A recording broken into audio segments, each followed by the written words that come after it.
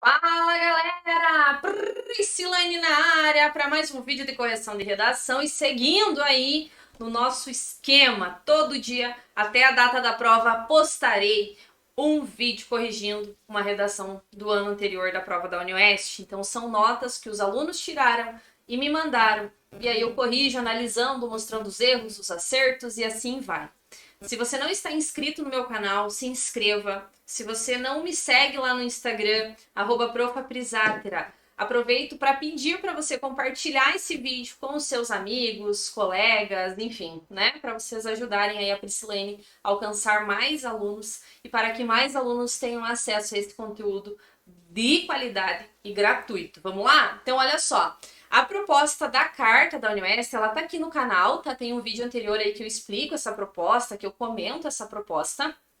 E aí hoje eu vou corrigir uma carta que tirou 40, tá? A nota máxima na UniOeste é 60 e essa filha tirou 40 na prova da UniOeste. Vamos lá então.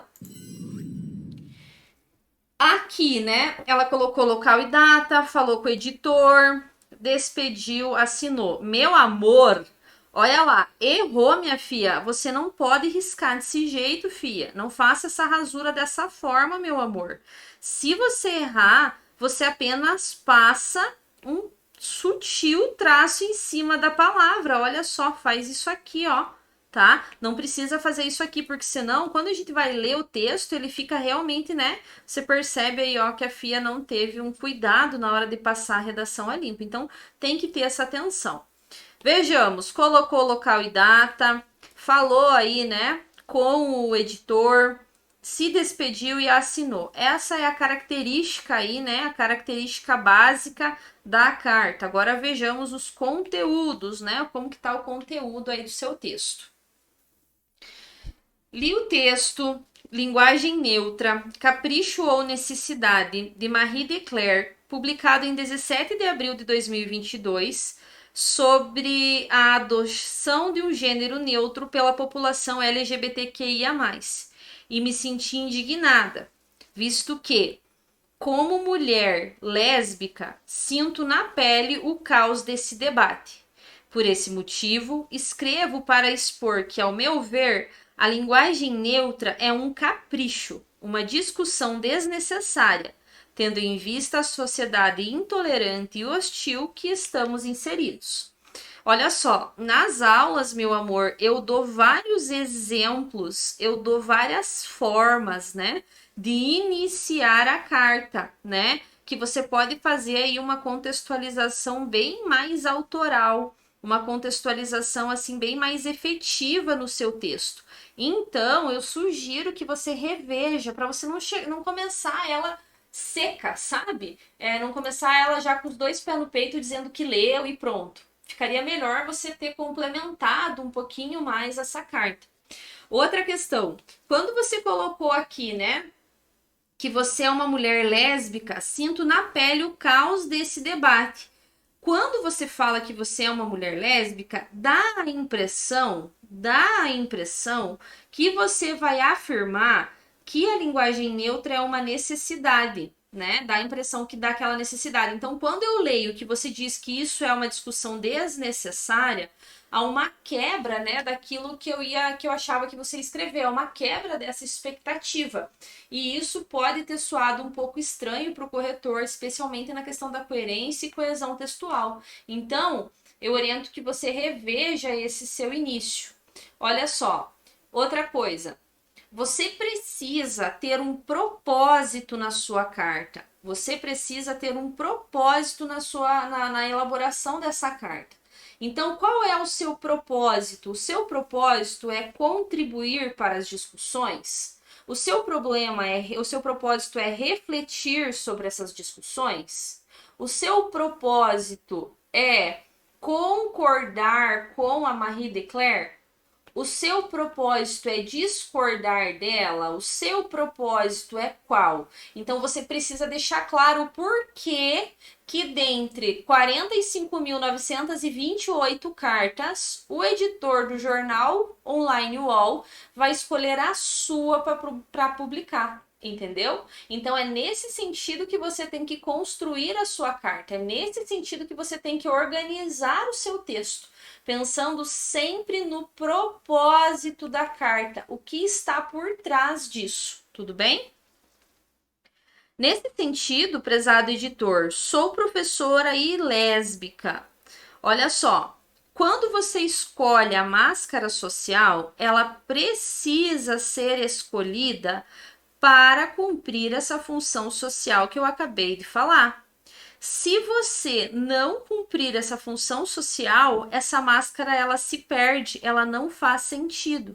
Então, olha só, para sua argumentação, para a contribuição que você vai dar no texto, qual é a necessidade de você especificar que você é professora e lésbica? Ah, não, Pri, eu escolhi isso porque o argumento eu vou falar o que eu sofro na sala de aula, o que eu sinto na sala de aula, como que é a minha vida na sala de aula. Então, ok, beleza. Se é isso que você vai fazer, pau no gato, Deus abençoe, vida que segue, nós que lute. Agora, se não for isso, aí a gente se perde. Olha lá. Nesse sentido, prezado editor, sou professora e lésbica, por isso posso afirmar com propriedade que a luta pelo uso do gênero neutro é irrelevante, ao contrário do exposto no artigo pela doutoranda em linguística Monique Amaral. Aqui você teve um problema em relação à retomada, né? Você teve um probleminha em relação à retomada. Tá, pensa. Quem que é o autor do texto? O autor do texto é a Marie Declercq? E quem que é a Monique Amaral? E você está falando com o editor? Então, olha só, você tem que ter cuidado para você manter aí esse controle de vozes. Você tem que ter cuidado aí para que isso fique muito claro para você, para que você saiba quem que você está falando, com quem que você está falando e por que que você está falando. Digo isso, pois a conquista mais importante do grupo LGBTQIA+, ainda não foi obtida plenamente, a inclusão social. Então, eu me pergunto, como exigir a adoção de uma linguagem neutra se não temos o básico, respeito e aceitação? Chega a ser irônico. Eu mesma já fui questionada por meus alunos devido ao fato de não utilizar o X ou E em minhas falas. Respondo sem pestanejar que nossos esforços deveriam estar concentrados na luta contra o preconceito e na construção de uma sociedade inclusiva.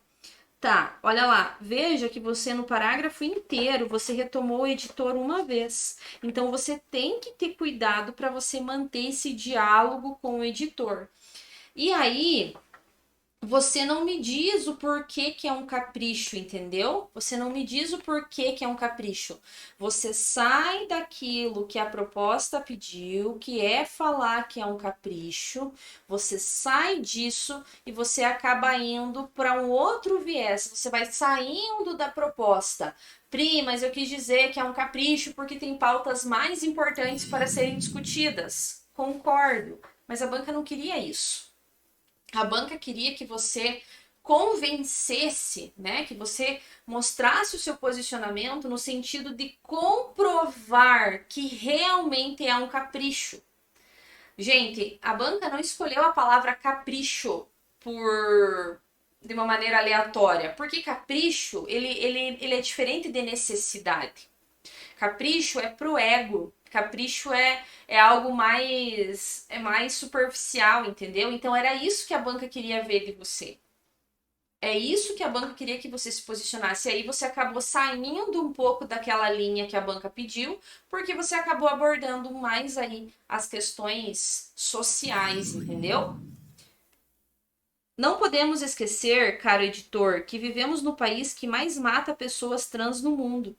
Dessa maneira, considero uma atitude extremamente fútil e egoísta pensar em pronomes enquanto o sangue LGBTQIA+, continua escorrendo nas ruas.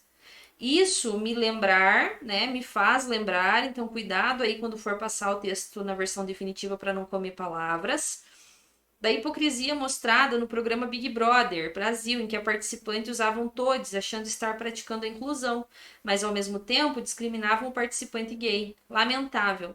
A cegueira de Saramago nunca esteve tão materializada. Exagero, editor? Não exagero.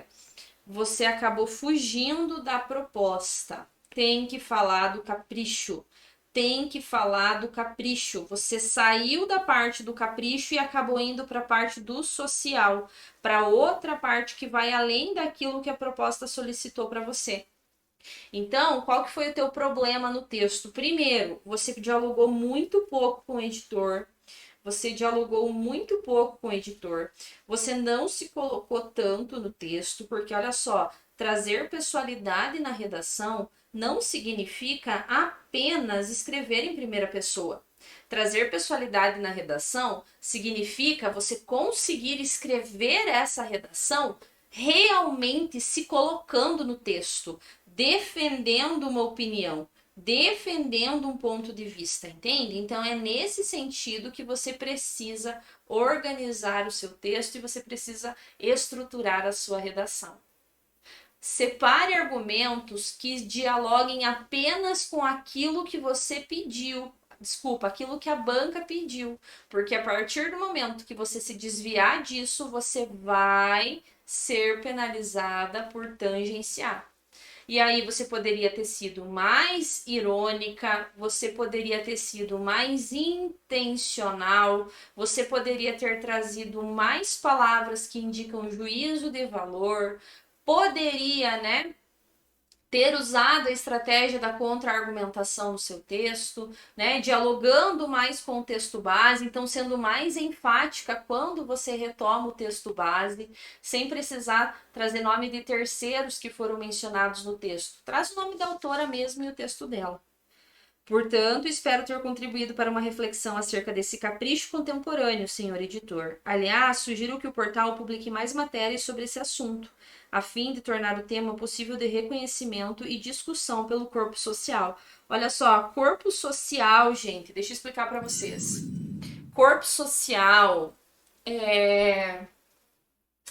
a sociedade tupiniquim, essas expressões mais Enem, tá? Eu oriento que vocês não usem nem no artigo e nem na carta do leitor, tá? Eu oriento que vocês não usem essas expressões aqui para a UniOeste, porque vocês vão ser penalizados por isso também. Isso é muito Enem, isso é muito engessamento no texto. Tudo bem? Beleza, meu filho? Continue aqui comigo, curta se você gostou do vídeo e vamos lá. Bora escrever redação.